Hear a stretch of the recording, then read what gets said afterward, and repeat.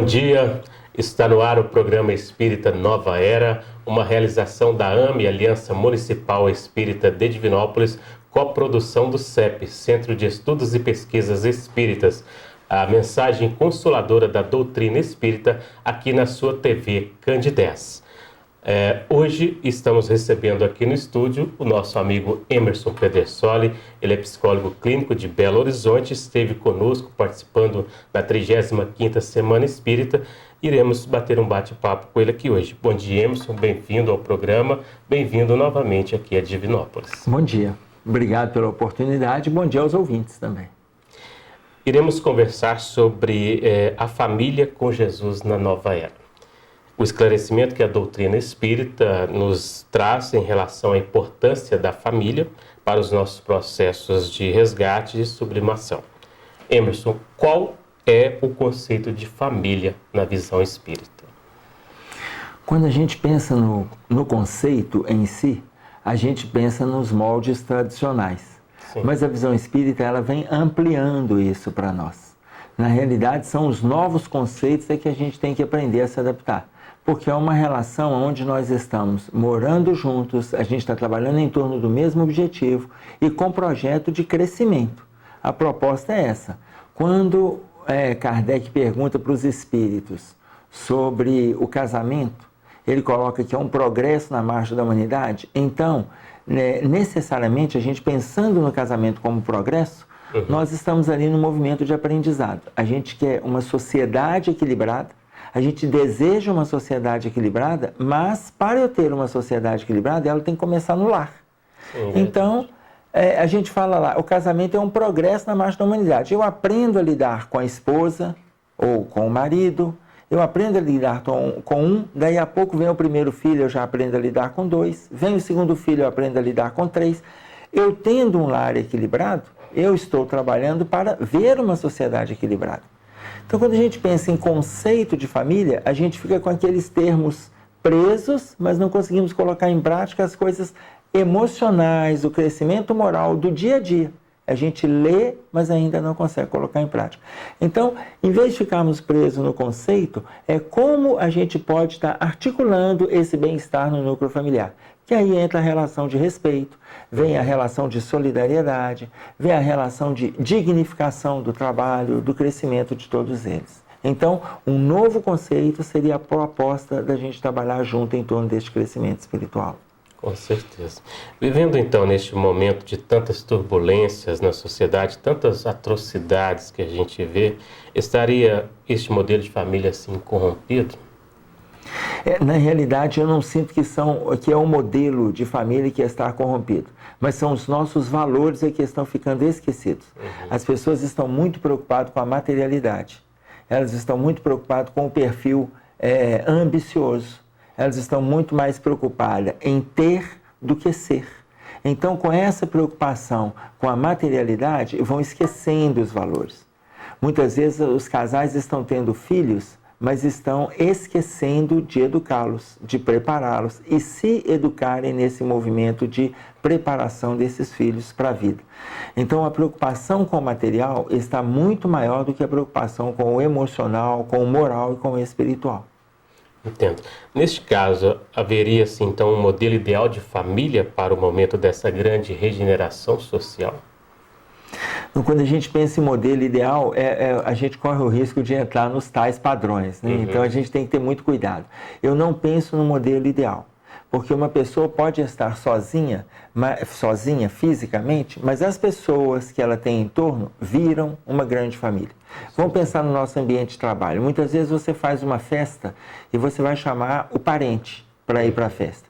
Aí você vai chamar um primo, vai chamar os tios, mas as pessoas com quem você convive todos os dias, ele é muito mais família do que este grupo que você convidou para a festa.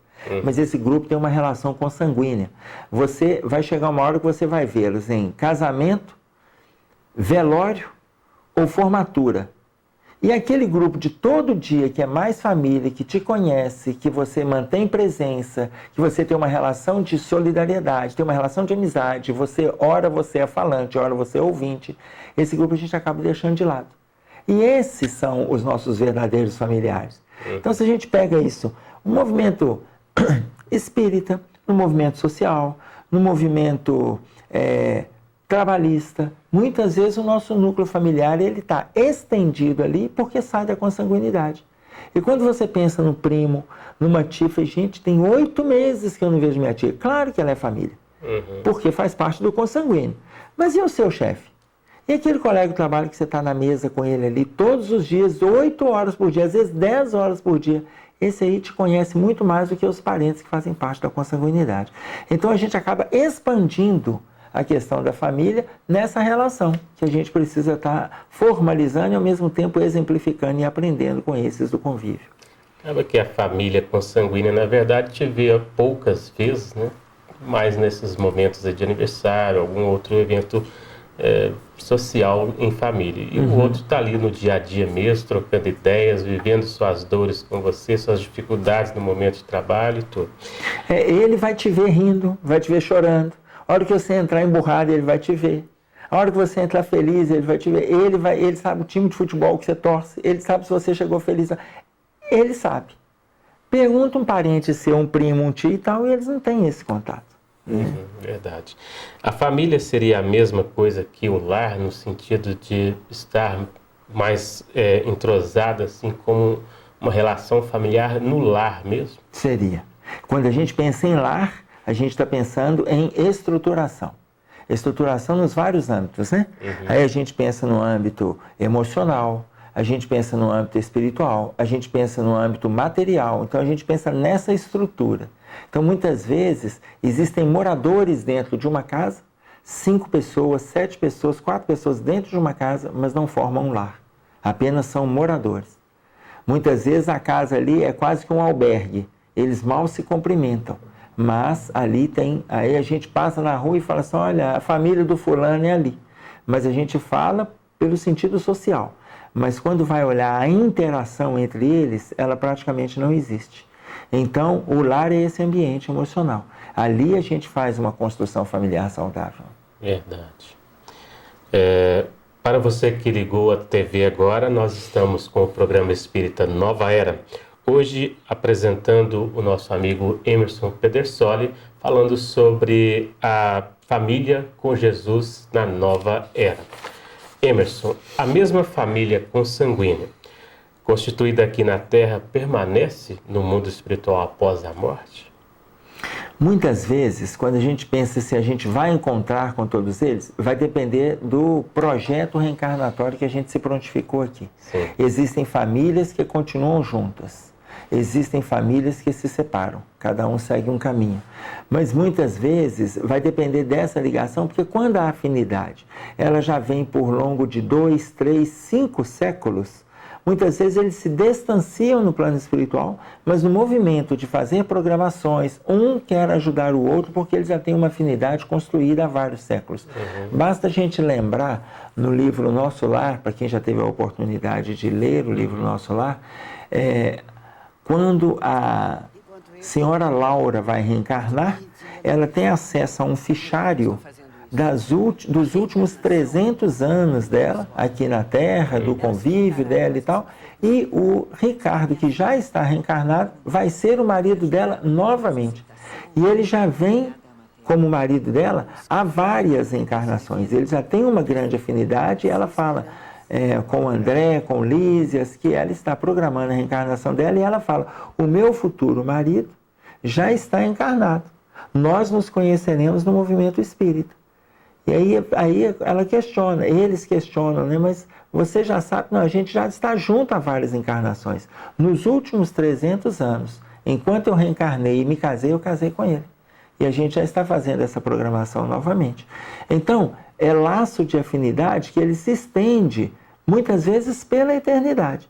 Agora, existem aqueles espíritos que não têm esse vínculo. Acaba desencarnando e cada um vai se desgarrando e cada um vai se atraindo pelos seus vínculos. Aí muitas vezes são vínculos morais, né? Não necessariamente os vínculos espirituais que a gente tem nesse movimento. Às vezes acontece até mesmo no plano físico aqui, a própria família se desagarra assim, não tem esse vínculo e às vezes se encontra esporadicamente, sem muita afinidade. Sim. Isso é normal também, né? Podemos entender então que a família é uma grande escola onde as almas ali se reencontram para o reajuste entre si, para provação, expiação, ou seria outra situação? Podemos. Para provação, expiação e até mesmo para missão. Porque tem famílias que têm o perfil missionário. Muitas vezes tem o perfil de trabalho.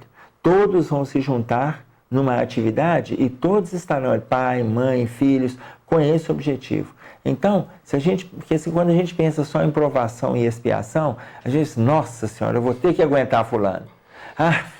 Vou ter que ouvir até, não sei há quanto tempo isso vai demorar. E não necessariamente. Às vezes o movimento de aprendizado faz com que eles cresçam juntos, com que eles amadureçam juntos. E esse movimento de crescimento, de maturidade, vai trazer um movimento evolutivo, né? Vai trazer um progresso espiritual muito grande para eles. Então, a importância de estarem juntos aí também.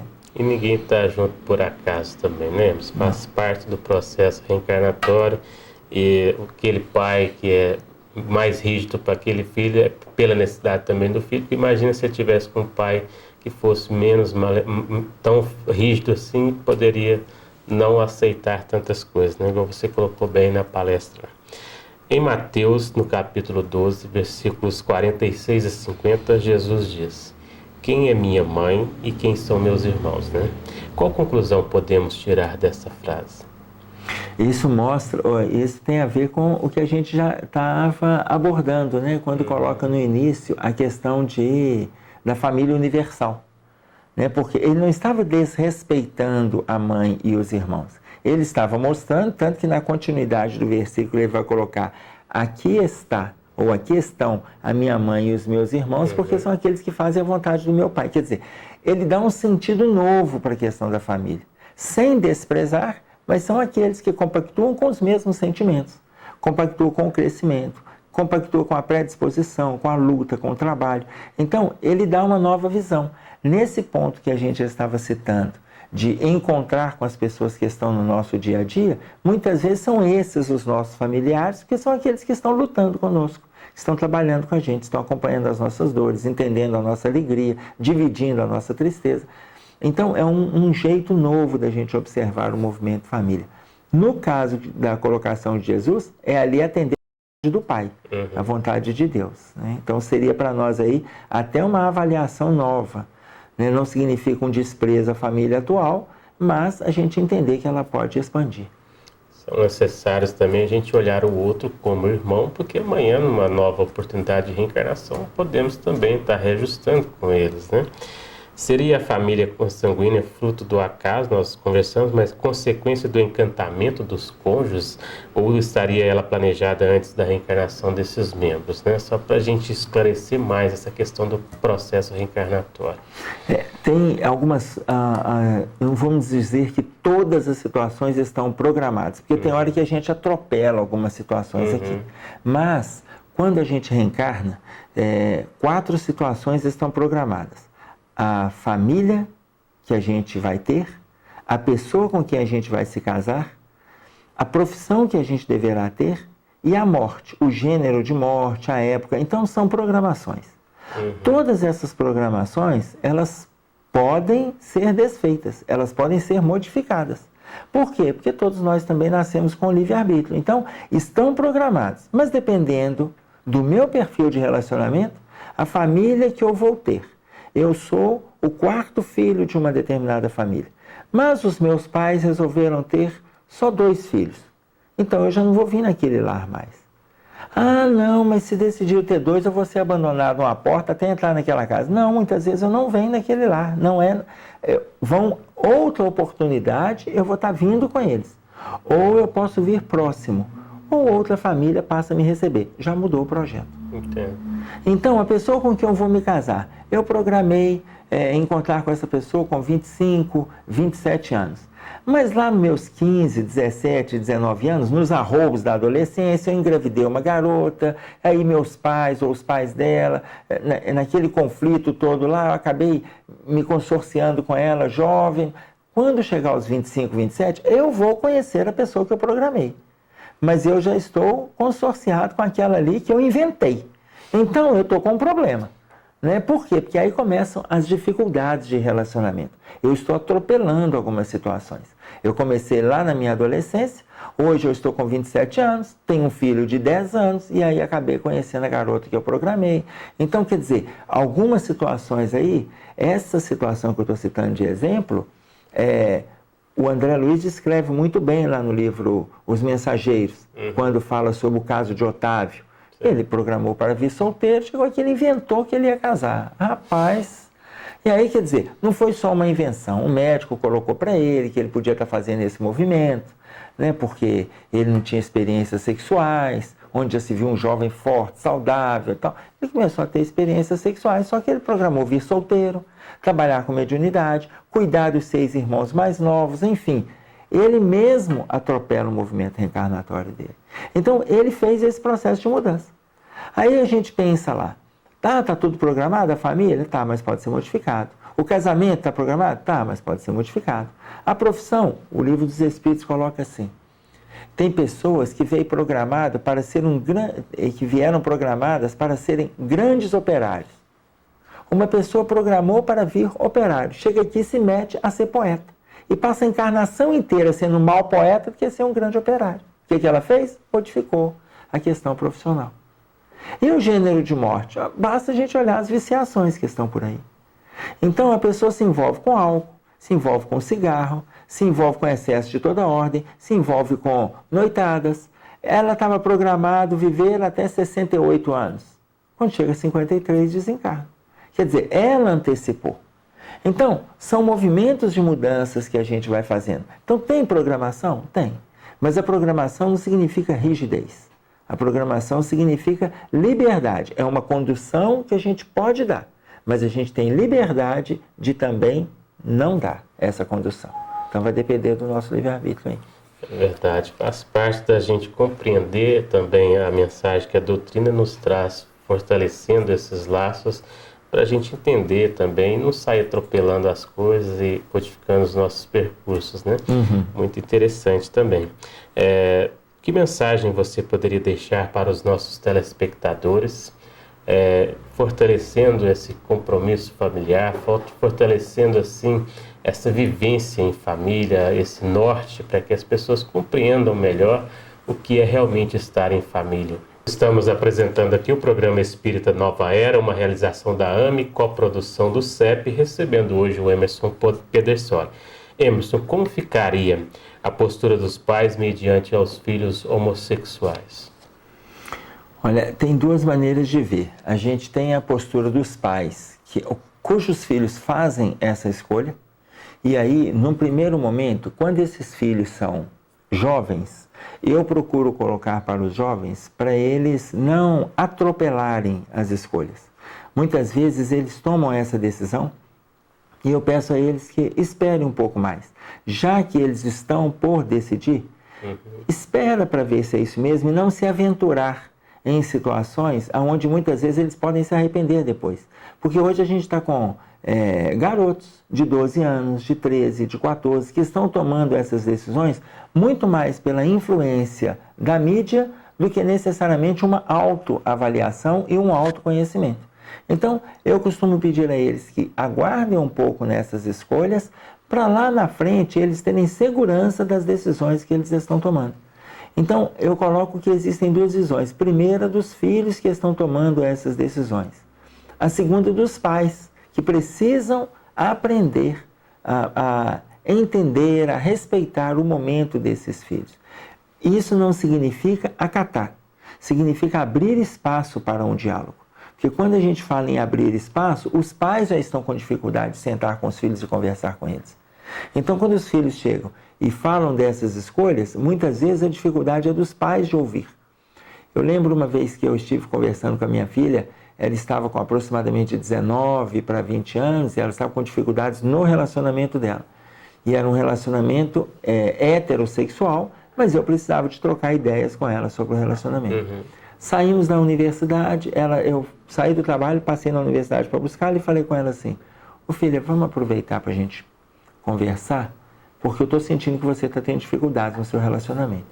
Aí ela falou assim, pai, podemos conversar, então vamos. Aí eu dei as voltas e tal, né, em vez de ir direto para casa.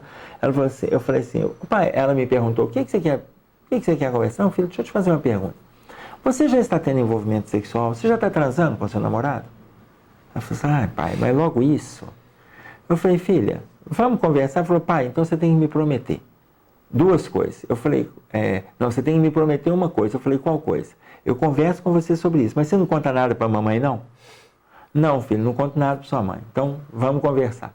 E a gente foi conversando sobre o assunto. E aí, quando chegamos em casa, minha esposa falou assim, ué, vocês demoraram? O que foi? Trânsito que estava... Não, eu resolvi dar umas voltas, a gente foi conversando. Mas isso, minha filha já tinha entrado para o banho. Mas sobre o que vocês conversavam? Não, eu perguntei para ela se eram namorados, estão tendo relacionamento sexual. Minha esposa falou, você perguntou assim? Eu falei, foi, mas desse jeito foi, mas desse jeito.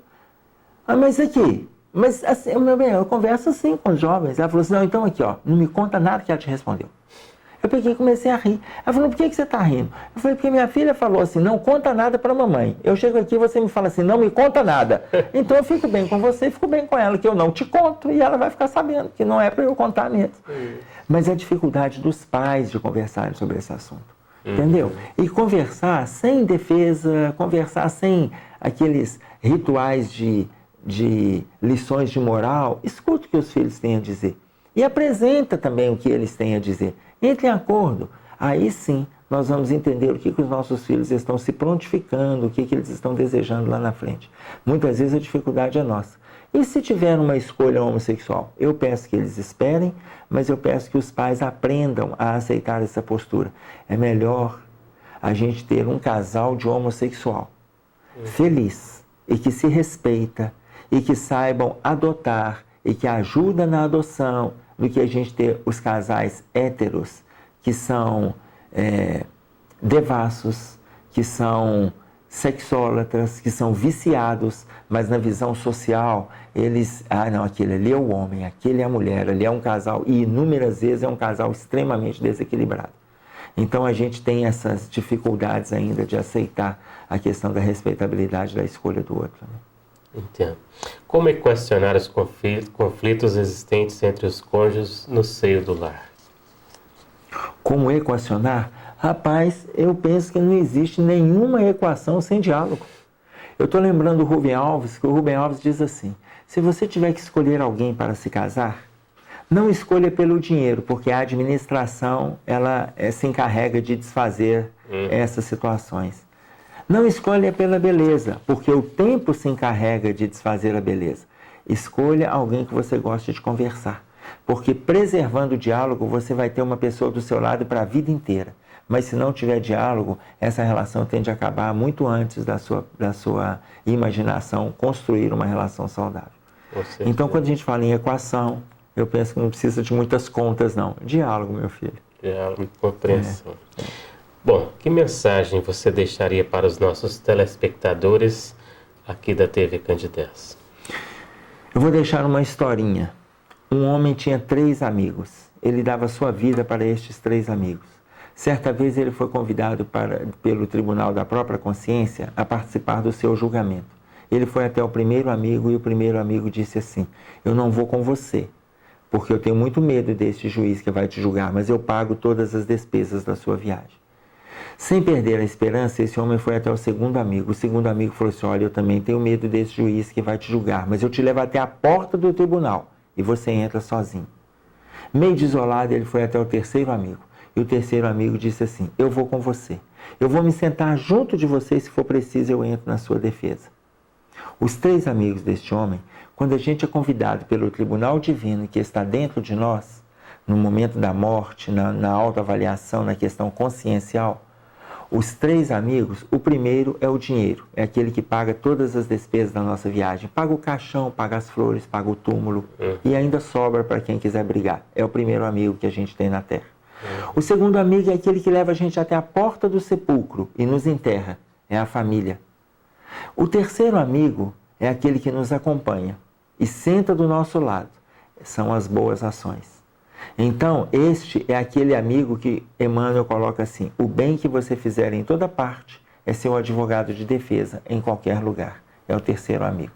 Então, aproveitemos a nossa oportunidade, façamos o melhor que a gente puder. junto da família consanguínea, junto da família universal. Muito bem, nós agradecemos ao Emerson pela participação conosco aqui. Muito obrigado mesmo. Que Jesus abençoe sempre você. O programa Espírita Nova Era, uma realização da AME Aliança Municipal Espírita de Divinópolis, vai ao ar todo sábado às 9h30 na TV Candidez, com reprise toda terça-feira às 7 horas da manhã. Agradecemos a todos pelo carinho da audiência, um bom dia e até o próximo programa.